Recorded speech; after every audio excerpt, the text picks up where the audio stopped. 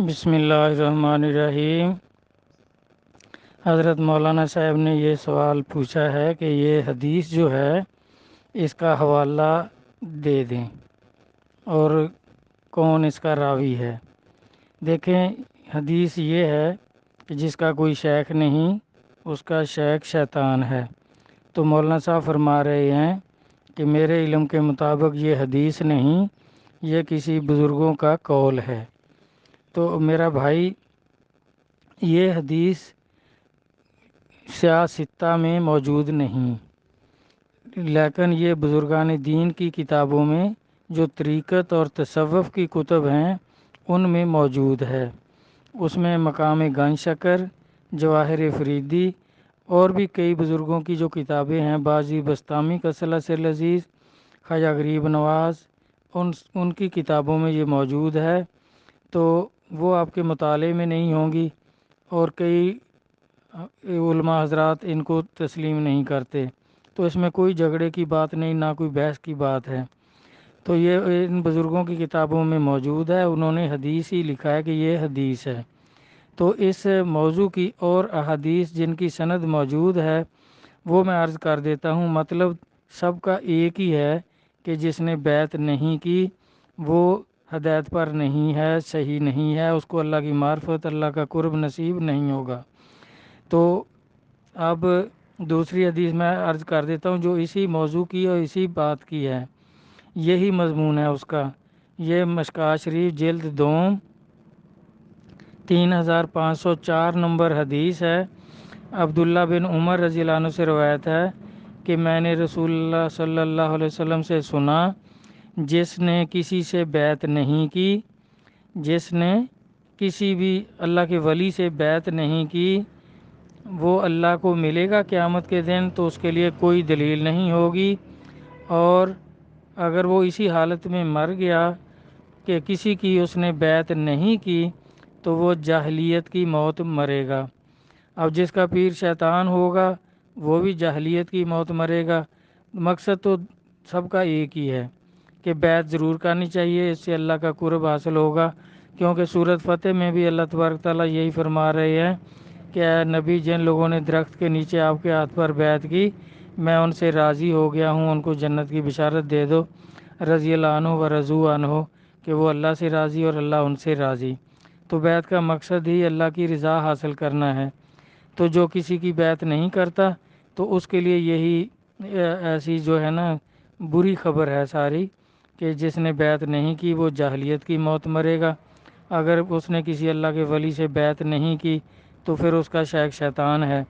تو ایک آگے اور دوسری حدیث ہے 3505 نمبر مشکوٰۃ شریف جلد دوم میں ہی اس کے اگلی حدیث ابو ہریرہ رضی اللہ عنہ سے روایت ہے۔ تو انہوں نے فرمایا کہ نبی صلی اللہ علیہ وسلم نے فرمایا کہ بنی اسرائیل میں ایک نبی جب فوت ہوتے تھے تو دوسرا نبی آ جاتا تھا، اس کا جانشین بن جاتا تھا، اور میرے بعد کوئی نبی نہیں، میرے بعد خلفاء ہوں گے اور بہت ہوں گے۔ صحابہ نے عرض کیا، یا رسول اللہ صلی اللہ علیہ وسلم، آپ ہمیں کیا حکم فرماتے ہیں؟ آپ نے فرمایا ان سے بیعت کرو اور ان کا حق دو، کیونکہ اللہ تعالیٰ ان سے بھی پوچھے گا، اگر وہ اس قابل نہیں تھے، یہ ان کو نعمت نصیب نہیں تھی، تو ان سے بھی پوچھا جائے گا۔ تو آپ ان سے بیعت کریں اور فیض حاصل کریں۔ تو اس طرح یہ دیکھ لیں، کیونکہ نبی پاک صلی اللہ علیہ وسلم کا فرمان پاک ہے کہ میرے بعد خلافت جو ہے وہ 30 سال رہے گی، پھر بادشاہت ہو جائے گی۔ کئی لوگ اس کو حکومت سمجھتے ہیں نا، تو اس میں تو خلافت کا سرکار فرما رہے ہیں کہ 30 سال ہوگی۔ تو وہ حضرت علی علیہ السلام کی شہادت کے بعد 30 سال پورے ہو گئے تھے، اس کے بعد یہ بادشاہت ہو گئی۔ تو اب یہ جو فرمایا تو صحابہ نے پوچھا تھا جی پھر خلیفہ نہیں ہوں گے؟ تو آپ میں بہت ہوں گے۔ تو وہ وہی ہیں جو سورۃ نور میں اللہ تبارک تعالیٰ فرما رہے ہیں مومنوں سے کہ تمہیں میں خلافتیں عطا کروں گا جس طرح تم سے پہلوں کو عطا کی۔ ہم سے پہلے بنی اسرائیل تھے، ان میں جو نبی ہوتے تھے غیر مطلق نبی، وہ ولیوں والا ہی کام کرتے تھے کہ اپنے سے پہلے نبی کی کتاب اور اس کا کلمہ اسی کی تبلیغ کرتے تھے، اسی پر خود عمل کرتے تھے۔ تو اس طرح نبی پاک صلی اللہ علیہ وسلم کے فرمان پاک کے مطابق اب یہ خلافت اولیاء کرام میں چل رہی ہے. کئی مولوی لوگ جو ہیں وہ اس کو حکومت کہتے ہیں. تو حکومت تو بھائی حکومت میں جو خلیفات سرکار میں آیا تھا 30 سال خلافت رہے گی، اس کے بعد یہ بادشاہت ہو جائے گی. تو اب بادشاہ تو کافر بھی ہوتے ہیں، منافق بھی ہوتے ہیں، تو ان کی اطاعت تو ہو نہیں سکتی. تو اس طرح یہ اولیاء کرام کے بارے میں ہے. تو اس طرح میرا بھائی اگر کوئی نہیں مانتا تو اس میں کوئی بحث کی بات نہیں ہے. لکم دینکم ولی دین، ان کا دین ان کے لیے، ہمارا دین ہمارے لیے. تو اس میں ویسے بزرگان دین کی کتابوں میں یہ موجود ہے، اور یہ بھی ہے کہ بیعت کے بغیر اللہ کا تعلق نصیب نہیں ہو سکتا، اور نہ کسی کو ہوا ہے. جنہوں نے بیعت کی ہے ان پر ہی اللہ کا یہ فضل ہوا، ان کو ہی اللہ کی معرفت نصیب ہوئی ہے. کیونکہ ایک قطب عالم قدس اللہ سے عزیز کا فرمان پاک ہے کہ پہلے ہم بھی یہ سمجھتے تھے کہ یہ بھی دین میں ایک رکن ہے، جیسے باقی ارکان ہیں جو عمل کرتے ہیں جن پر، یہ بھی ایک عمل ہے، یعنی ایک جز ہے، دین میں ایک جز ہے. لیکن آپ فرماتے ہیں کہ ہم نے بیعت کی، جب اللہ کی معرفت نصیب ہوئی تو پھر ہمیں سمجھ آئی کہ یہ تو ایسا جز ہے، یہ کل کی حیثیت رکھتا ہے، کیونکہ اس کے بغیر اللہ کی معرفت ہو ہی نہیں سکتی. تو بن مرشدہ راہ نہیں ہاتھوں دے، دودھاں باج نہ پکدی کھیر سائیں. یعنی سب بزرگان دین جو ہیں اسی طرف تبلیغ فرما رہے ہیں کہ اللہ کا تعلق اگر چاہتے ہو، اللہ کی رضا چاہتے ہو، تو کسی کامل مرشد اللہ کے ولی سے بیعت کر لو، پھر ان کی تعلیم پر چلتے رہو. اللہ کی رحمت شامل حال ہوئی، پیر و مرشد کا کرم ہوا تو اللہ کی معرفت کو پہنچ جاؤ گے اور جنت کے حقدار ہو کر دنیا سے جاؤ گے. تو دوسرا آپ کا سوال ہے کہ بھئی یہ فرقہ کیا ہے؟ فرقہ میرا بھائی فرق سے ہے کہ ایک اگر جماعت ہے اس میں ایک عقائد کے لوگ ہوں گے ایک گروہ میں، کیونکہ یہ فرقے جو ہیں عقائد سے بنتے ہیں، اعمال سے نہیں بنتے. جیسے ہمارے لوگوں میں تو یہ ہے کہ جو رفع دین کرے وہ اہل حدیث ہے. بھائی رفع دین تو نبی پاک صلی اللہ علیہ وآلہ وسلم بھی کرتے رہے، تو ان کو اہل حدیث تو نہیں کہتے. یہ عمل سے نہیں بنتے، عقائد سے بنتے ہیں. جب کسی گروہ کا عقیدہ پہلے گروہ سے علیحدہ ہو تو وہ پھر دوسرا فرقہ بن جاتا ہے. پہلا جو ہے وہ ایک فرقہ ہوتا ہے.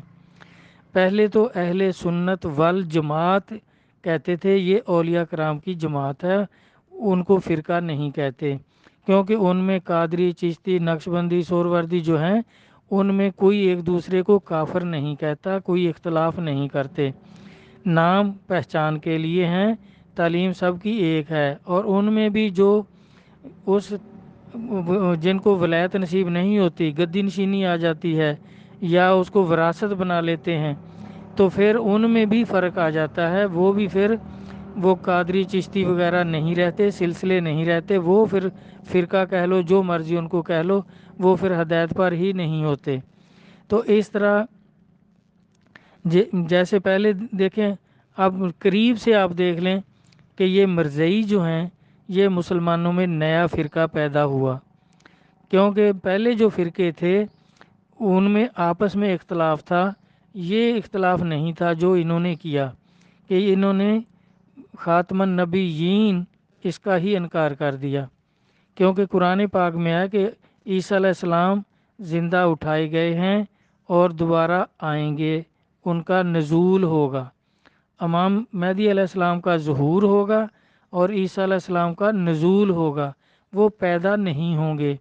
تو انہوں نے ایک پیدا ہوئے آدمی کو، جو مرزا غلام احمد قادیانی ہے، قادیاں میں پیدا ہوا، اس نے اعلان کیا کہ میں عیسیٰ ہوں. عیسیٰ مر گیا ہے، اس کی قبر کشمیر میں ہے، اس کی روح میرے میں آ گئی ہے، اب میں عیسیٰ ہو گیا ہوں. تو اس طرح یہ پھر اس کو عیسیٰ علیہ السلام ماننے لگ گئے.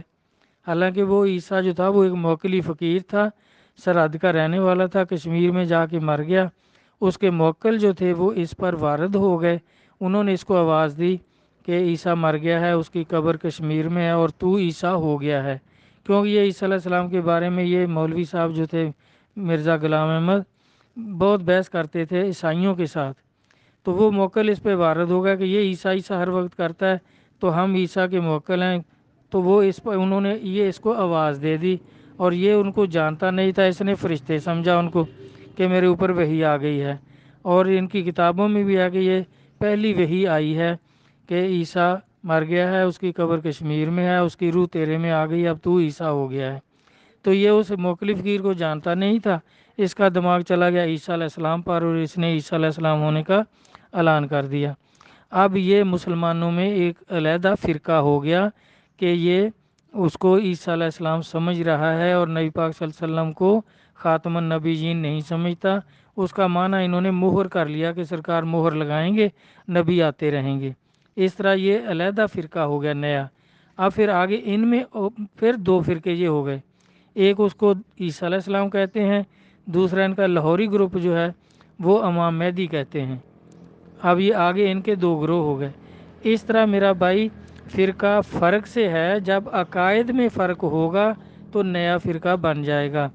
جس طرح پہلے اہل سنت والجماعت تھی تو اس میں یہ دو فرقے پیدا ہو گئے، ایک اب اپنے آپ کو لکھتے ہیں اہل سنت دیوبند، دوسرے اہل سنت بریلوی۔ تو یہ ان کے عقائد میں جب فرق ہوتا ہے تو پھر نیا فرقہ جنم لیتا ہے۔ جس طرح صحابہ کے دور میں بھی وہ عبداللہ بن صبا کی کتابوں پر عمل جن لوگوں نے کر لیا، اس نے فرقہ کھڑا کر دیا، رافضی اور خارجی، یہ دو فرقے اس وقت صحابہ میں ہی بن گئے علی علیہ السلام کے وقت میں، کیونکہ اب یہ جو شیعہ لوگ کہتے ہیں، اب شیعہ بھی فرقہ ہے، کیونکہ ان کے عقائد جو ہیں نہ بریلویوں سے ملتے ہیں، نہ دیوبندیوں سے، نہ اہل حدیثوں سے، ان کے عقائد علیحدہ ہیں، یہ علیحدہ فرقہ ہے۔ تو اسی طرح اہل حدیث جو ہیں ان کا ان سے علیحدہ عقائد ہیں تو وہ علیحدہ فرقہ ہے۔ اس طرح عقائد علیحدہ ہونے سے جس گروہ کے عقائد دوسرے گروہ سے علیحدہ ہوں گے تو وہ علیحدہ فرقہ بن جائے گا، اس کو فرقہ کہتے ہیں۔ اور جو نبی پاک صلی اللہ علیہ وآلہ وسلم نے فرمایا ہے کہ 72 فرقے ہوں گے میری امت کے، سارے دوزخی ہوں گے، تو اس طرح یہ فرقے جو ہیں کہیں نہ کہیں سے قرآن پاک کا انکار کرتے ہیں، کوئی اولیاء کرام کا انکار کرتے ہیں، کوئی بیعت کا انکار کرتے ہیں، تو یہ سب کچھ قرآن پاک میں موجود ہے۔ تو اس طرح پھر کوئی کسی چیز کا انکار کرتا ہے، انکار قرآن کے انکار سے فرقے بنتے ہیں، یہ عقائد سے تعلق رکھتے ہیں، اعمال سے نہیں۔ اعمال تو جس طرح دیکھیں فرشتے تھے اور ابلیس بھی ان میں تھا، فرشتہ ہی تھا، حالانکہ یہ جن ہے تو یہ ان کا سردار تھا، ان کا معلم تھا۔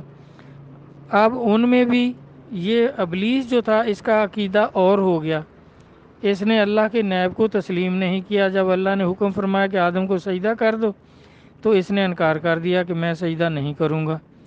تو اس طرح یہ لالچ اور حسد بغض، یہ دو چیزیں جب آتی ہیں کسی اللہ کے ولی کے بارے میں یا اللہ کے نبی کے بارے میں تو وہ پھر گمراہی ہے، دوزخ کا راستہ ہے، اس سے پھر فرقہ بن جاتا ہے۔ یہ شیطانی فرقہ اس ٹائم سے ہی بن گیا، کیونکہ اس کو پہلے تو یہ لالچ تھا، عبادت اس لالچ میں کرتا تھا کہ مجھے اللہ اپنا نائب بنائے، اپنا خلیفہ بنائے۔ تو جب اللہ نے آدم علیہ السلام کا اعلان فرما دیا کہ نہیں، آدم علیہ السلام میرا نائب اور میرا خلیفہ ہوگا زمین پر، تو پھر اس کو بغض پیدا ہو گیا کہ میں تو عبادت ہی اس لیے کرتا تھا کہ مجھے اللہ اپنا خلیفہ بنائے، اب یہ آدم کو بنا ہی دیا تو اب میں اس کی اطاعت نہیں کروں گا۔ اسی طرح یہ لوگ جو فرقے بنتے ہیں ایک دوسرے کی ضد میں، اولیاء کرام کی مخالفت میں، کسی کو نبی کے بارے میں کچھ بغض ہو جاتا ہے کہ نبی یہ نہیں کر سکتے، وہ نہیں کر سکتے، تو اس طرح اللہ کے بارے میں، نبی علیہ الصلوۃ والسلام کے بارے میں، اولیاء کرام کے بارے میں، ان کے بارے میں جب عقائد میں فرق آتا ہے ایک دوسرے سے تو پھر وہ فرقہ بن جاتا ہے، کیونکہ اللہ تعالیٰ نے ان تینوں کے بارے میں حکم فرمایا ہے قرآن پاک میں، اطیعوا اللہ و اطیعوا الرسول و اولو الامر منکم۔ تو اب اولو الامر کے بارے میں عقائد میں فرق آ گیا، اولیاء کرام جو ہیں وہ کہتے ہیں کہ یہ اولو الامر جو ہے یہ اللہ کے ولی ہیں، ان کی اطاعت کا حکم ہے۔ اب مولوی لوگوں کا جو فرقے ہیں وہ کہتے ہیں نہیں یہ حکومت والے ہیں، بادشاہ وزیر وغیرہ ہیں، ڈی سی گورنر وغیرہ ہیں۔ اب اس طرح یہ مولویوں کا فرقہ ہو گیا کیونکہ انہوں نے قرآن کو صحیح نہیں سمجھا، کیونکہ بادشاہ کی تو اطاعت ہو ہی نہیں سکتی، وہ کافر بھی ہوتا ہے، منافق بھی ہوتا ہے، اور گناہ گار بھی ہوتا ہے، کئی طرح کے جس طرح کے بھی ہوتے ہیں، تو ان کی تو اطاعت ہو نہیں سکتی۔ یہ اولیاء کرام کے بارے میں ہی ہے۔ تو اس لیے اس طرح جب کسی کو قرآن کی کسی آیت میں کوئی مغالطہ ہوتا ہے تو وہ علیحدہ فرقہ بن جاتا ہے، اس کے عقائد پہلے فرقے سے علیحدہ ہو جاتے ہیں۔ تو یہ عقائد سے میرا بھائی بنتے ہیں۔ امید ہے سمجھ آ گئی ہوگی، اگر پھر بھی سمجھ نہ آئے تو اسی طرح پیار کے ساتھ، باقی دیکھیں کوئی کسی کا پابند نہیں ہے، اب ہر کوئی قرآن سے ہی دلیلیں لیتا ہے، جس کو جو سمجھ آئے وہ کرتا ہے۔